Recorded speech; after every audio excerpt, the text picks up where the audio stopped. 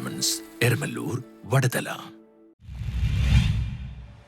കോതമംഗലം നിയോജക മണ്ഡലത്തിൽ നിന്നുള്ള ഹാജിമാർക്ക് പരിശീലന ക്ലാസ് നടത്തി. കേരള സംസ്ഥാന ഹജ്ജ് കമ്മിറ്റി വഴി ഈ വർഷത്തെ ഹജ്ജ് കർമ്മം നിർവഹിക്കുന്നതിന് വേണ്ടി കോതമംഗലം നിയോജക മണ്ഡലത്തിൽ നിന്ന് യാത്രയാവുന്ന തീർത്ഥാടകർക്കുള്ള 3ാം ഘട്ട സാങ്കേതിക പരിശീലന ക്ലാസ് മൊഫ്ത ലഗേജ് സ്റ്റിക്കറുകളുടെ വിതരണവും ഇളമ്പ്ര ജമാഅത്ത് പള്ളി ഓഡിറ്റോറിയത്തിൽ നടന്നു. കോതമംഗലം MLA ആന്റണി ജോൺ ഉദ്ഘാടനം ചെയ്തു. നമ്മൾക്ക് കിട്ടേണ്ട കൃത്യമായ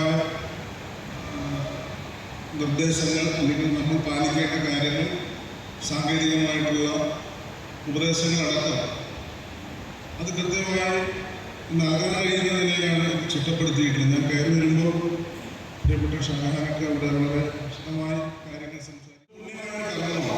അപ്പോൾ അതുകൊണ്ട് തന്നെയാണ് ഇത് നിർവഹിക്കാൻ പോകുന്ന ഹാജിമാർക്ക് എല്ലാ നിലയിലുള്ള സൗകര്യം ഒരുക്കി കൊടുക്കുക എന്നുള്ളത് കേന്ദ്ര സംസ്ഥാന ഗവൺമെൻറ്റുകളും പ്രത്യേകിച്ച് ഹജ്ജ് കമ്മിറ്റിയും ഒക്കെ കാലാകാലങ്ങളിൽ അതിന് വേണ്ടിയിട്ടുള്ള ക്രമീകരണങ്ങൾ നല്ല നിലയിൽ ഏർപ്പെടുത്തുന്നു.